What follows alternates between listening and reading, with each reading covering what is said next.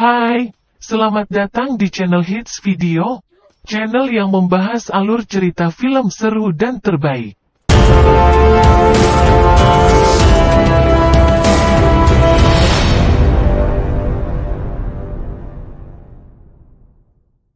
Pada kesempatan kali ini saya akan menceritakan alur cerita film action terbaru dari Mang Jason Statham, yang berjudul Wrath of Man.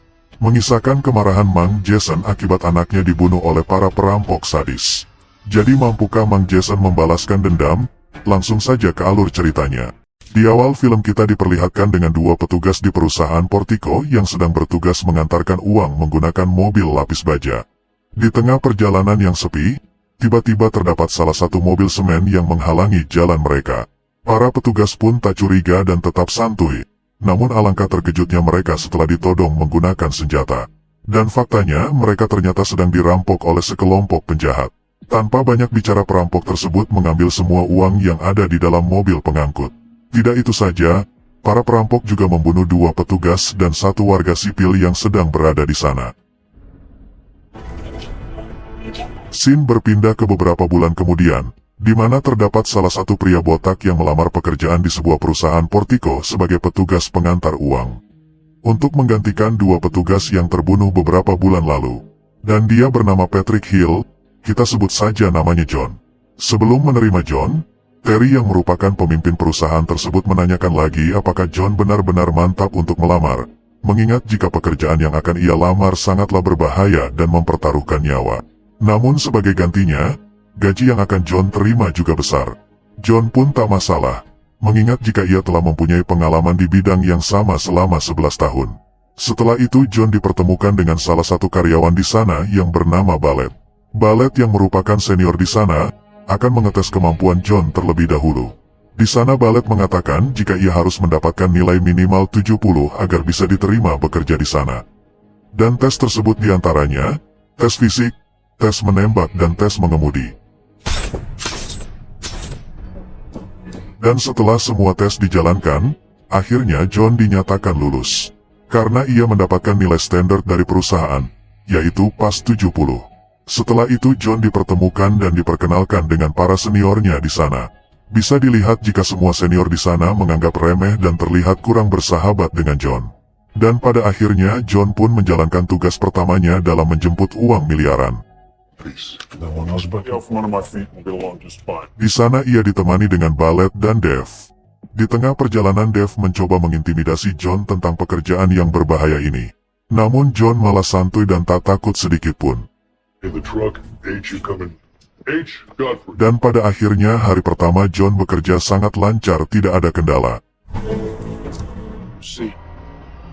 Setibanya di kantor, Ballet mengajak John pun berpesta dan bermain biliar sebagai ritual kedatangan rekan baru. Namun sebelum ikut pergi bersama Ballet, terlihat John sangat merenungi dengan teliti kartu pengenal dari semua karyawan di sana. Dan dari sini bisa kita simpulkan jika John sedang menyembunyikan sesuatu. Setibanya di tempat biliar, John dipertemukan dengan seseorang berbadan gempal yang bernama Johnny. Johnny adalah mantan karyawan di tempat John bekerja. Dan posisi Johnny lah yang digantikan oleh John. Johnny yang merasa senior nampak meremehkan John. Ditambah semua rekan-rekan John juga ikut memanas-manasi suasana. Namun John nampak tenang dan santuy, sehingga membuat Johnny kesal dan pergi dari sana. Melihat sikap John yang sangat santuy, Ballet sangat terkesan dan memuji John. Keesokan harinya mereka lagi-lagi mendapatkan tugas untuk mengantarkan miliaran uang ke pelabuhan kapal. Setibanya di sana, Dave dan John menunggu di mobil, sedangkan Ballet harus keluar sendirian mengantarkan uang. Namun setelah cukup lama menunggu membuat Dave gelisah karena Ballet tak kunjung kembali.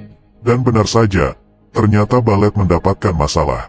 Ia ditawan oleh sekelompok perampok yang menginginkan semua uang yang dibawa oleh mereka. Mendengar hal itu lantas membuat Dave cemas dan ketakutan setengah mati, mengingat jika uang yang mereka bawa sangat banyak. Karena ketakutan yang berlebihan, Dave mengusulkan kepada John untuk meninggalkan Ballet saja. Namun di sini John nampak tenang dan santuy. John mengatakan jika mereka harus mengikuti apa yang diinginkan oleh para perampok demi keselamatan Ballet.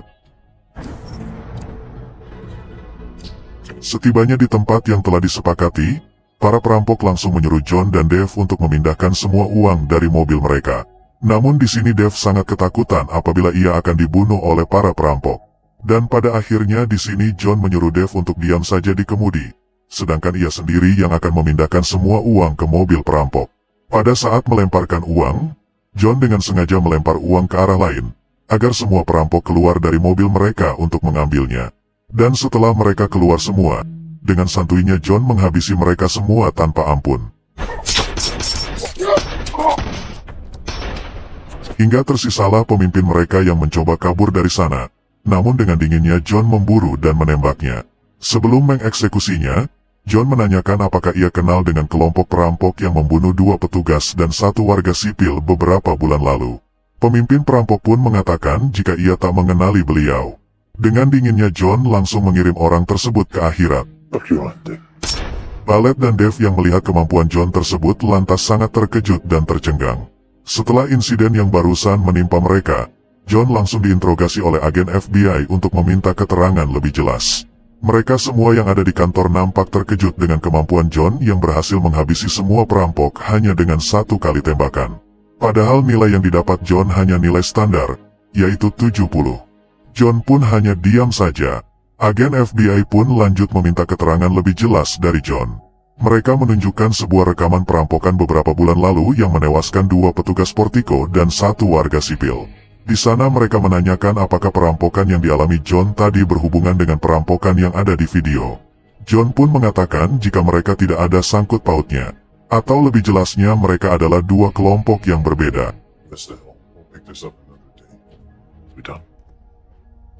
Patri pun mengatakan jika setiap karyawan yang mengalami tragedi perampokan berhak mendapatkan hak cuti selama 1 bulan penuh untuk terapi mental. Namun dengan tegas John menolak niat baik tersebut. Menurutnya jika hal seperti itu adalah resikonya dalam bekerja, dan ia akan tetap masuk kerja seperti biasanya. Pada saat itu pula John ditemui oleh pemilik perusahaan Portico yang bernama Black Hall. Black sangat kagum dengan aksi heroik John yang berhasil menggagalkan aksi perampokan. Di sini Black mengatakan jika ia akan mempromosikan jabatan John.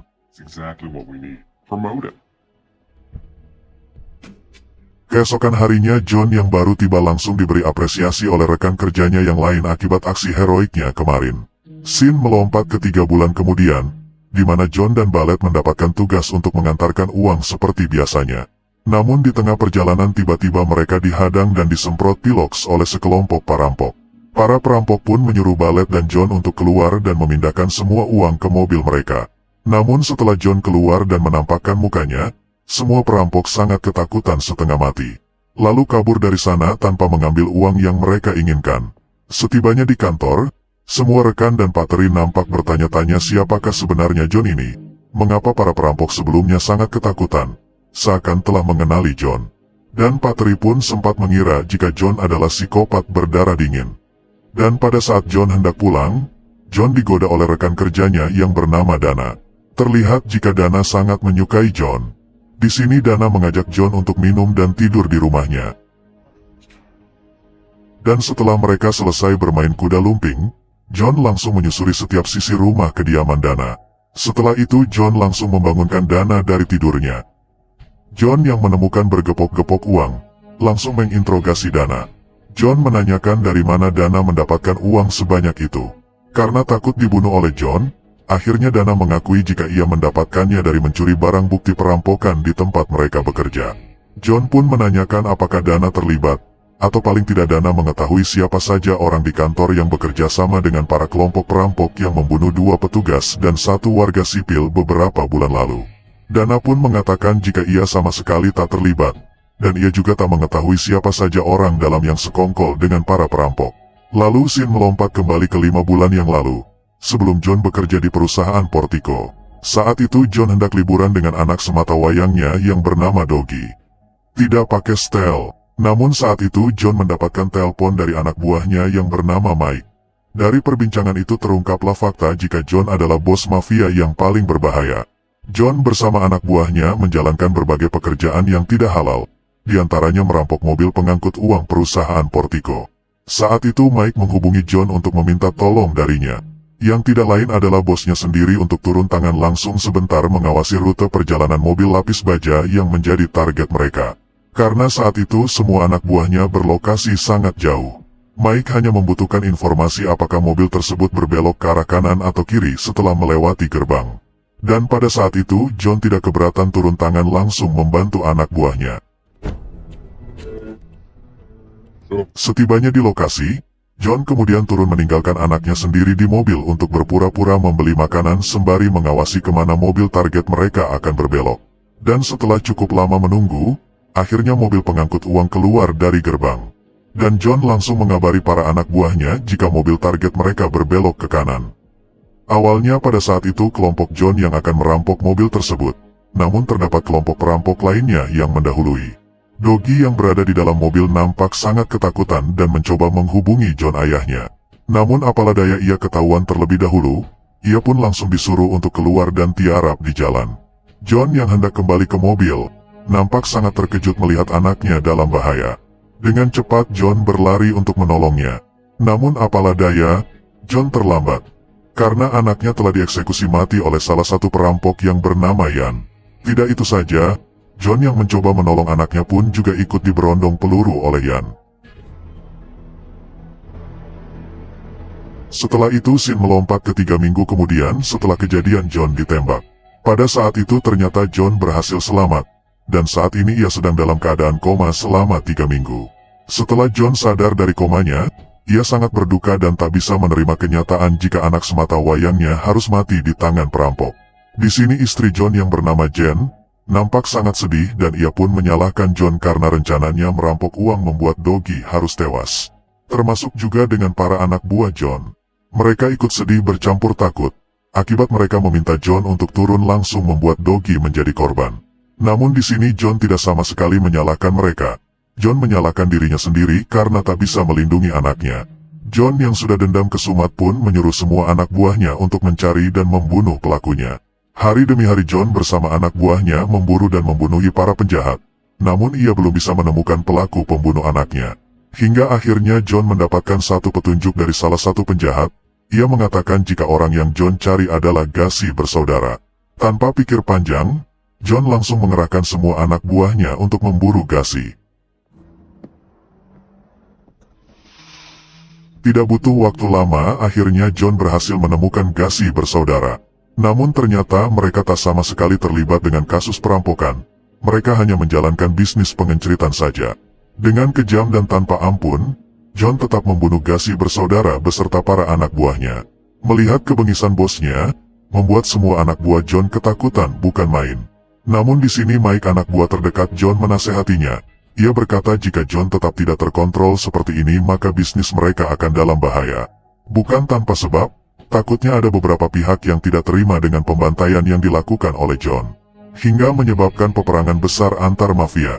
Di sini Mike menyarankan John untuk menggunakan cara lain, yaitu menyelidiki para pelaku dari dalam di perusahaan Portico. Mendengar hal itu lantas John setuju, dan menyuruh semua anak buahnya untuk tidak terlibat.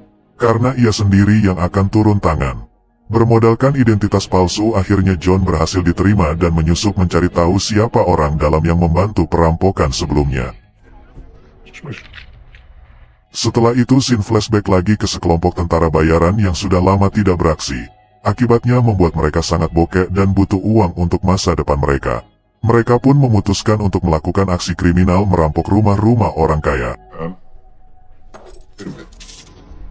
Namun akibat uang yang mereka berhasil rampok sangat sedikit membuat mereka memutuskan untuk melakukan aksi yang lebih besar lagi, yaitu merampok mobil pengangkut uang.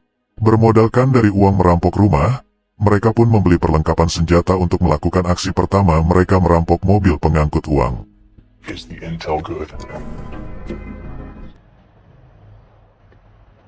Dengan informasi dari orang dalam di Portico, mereka pun dengan sangat mudah merampok. Dan disinilah hari di mana salah satu dari mereka yang bernama Yan menghabisi 2 karyawan Portico dan membunuh Doggy.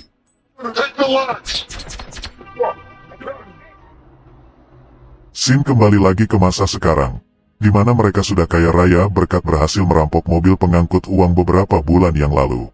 Namun di sini pemimpin mereka nampak belum puas. Ia mengatakan jika mereka akan melakukan perampokan yang lebih besar lagi, yaitu merampok depot ke gudang penyimpanan uang perusahaan Portico, di mana di sanalah semua uang dikumpulkan, dan diperkirakan terdapat triliunan uang di dalamnya. Apabila mereka berhasil merampoknya, maka mereka akan pensiun dari merampok, dan hidup kaya raya selama 7 turunan. Pemimpin mereka pun mengatakan jika mereka akan menjalankan aksinya pas di hari Black Friday. Mr. Rossi, thank you. I hope you're not planning. Singkat cerita, hari Black Friday pun dimulai.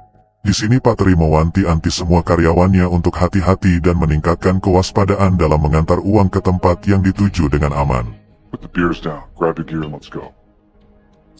Di sini John dan Ballet mendapatkan tugas mengantar ke salah satu kasino, dan itu adalah tugas terakhir mereka di hari ini. Di tengah perjalanan pulang, Ballet tiba-tiba mengatakan jika ia sebenarnya bekerja sama dengan para perampok. Tugasnya hanya membantu untuk memberitahu agar para rekan perampoknya berhasil dengan sangat mudah. Ballet juga mengatakan jika tepat di hari ini ia bersama rekan perampoknya akan melakukan aksinya lagi. Di sini Ballet mengajak John untuk ikut bekerja sama dengannya. Ballet berkata apabila perampokan ini berhasil, maka John tak perlu lagi susah-susah bekerja seperti ini. Untuk mengetahui orang yang telah membunuh anaknya, akhirnya John berpura-pura menyetujui untuk bergabung dengannya. Lalu Ballet menjemput para perampok di sebuah gedung agar bisa masuk ke depot dengan mudah. Just let them do their job. Setelah berhasil masuk ke dalam depot, para perampok pun langsung menjalankan aksinya. Di sini para perampok menyandra John, sedangkan Ballet berpura-pura menjadi tawanan agar penjaga membukakan gerbang penyimpanan uang. Namun di sini para petugas penjaga menolak untuk membuka. Mereka langsung mengambil senjata dan melakukan penyerangan kepada para perampok. Pull it down!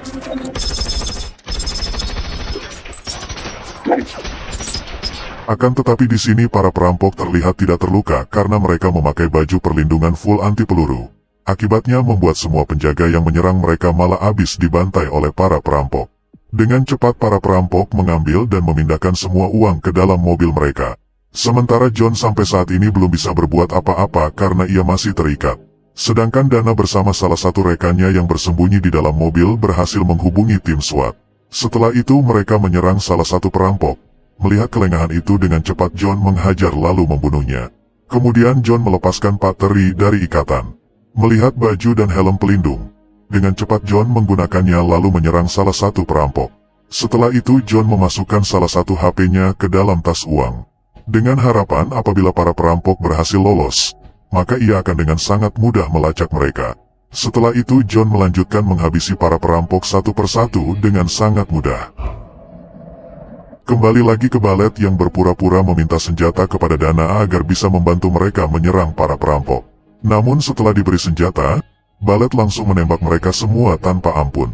Walaupun terluka parah, John tetap strong melakukan penyerangan kepada para perampok.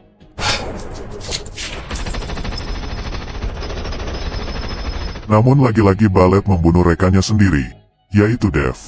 Dan tidak terkecuali John juga ikut ditembak oleh Ballet dari belakang secara bertubi-tubi. Akibatnya membuat para perampok berhasil mencuri semua uang lalu bergegas pergi dari sana. Di sini tersisa 3 perampok yang selamat, yaitu si pemimpin, Ballet dan Ian.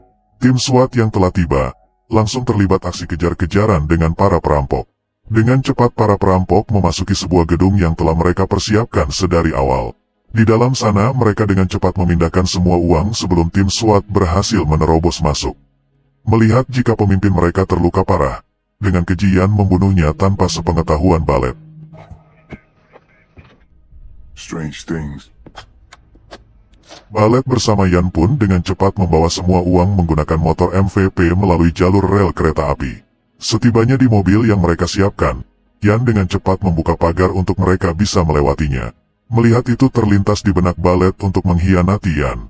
Namun apalah daya Ian mengetahuinya terlebih dahulu. Dengan cepat Ian mendahului melakukan pengkhianatan. Dan pada akhirnya Ianlah yang tersisa menikmati triliunan uang yang berhasil ia rampok. Setibanya di apartemennya, Ian mendengar suara telepon berbunyi dari salah satu tas uang. Dan faktanya itu adalah telepon yang diletakkan oleh John sebelumnya. Dan alangkah terkejutnya Ian setelah melihat ke belakang jika terdapat John yang telah duduk santuy di kursinya. Ian yang ketakutan lantas membujuk John untuk mengambil semua uangnya. Namun bukan itu yang ada di tujuan John. John langsung memberikan sebuah dokumen yang berisikan bukti visum anaknya. Dan setelah melihat itu lantas Ian menyadari jika visum itu adalah korban yang ia tembak beberapa bulan lalu. John pun mengatakan jika korban tersebut adalah anaknya, dan ia ingin menuntut balas atas apa yang Ian lakukan kepada anaknya. Dengan cepat John menembak hati, paru-paru, limpa, dan yang terakhir adalah jantung. Dengan begitu Ian bisa merasakan rasa sakit yang sama dengan yang ia lakukan kepada anaknya. Sebelum benar-benar mengirim Ian ke akhirat, John mengatakan jika nama anaknya adalah Doggy. Name's Dougie. Setelah itu John pun pergi dan memberikan semua uang di sana kepada pemimpin CIA, untuk ditukar dengan semua kejahatan dan pembalasan dendam yang ia lakukan. Dan film pun selesai.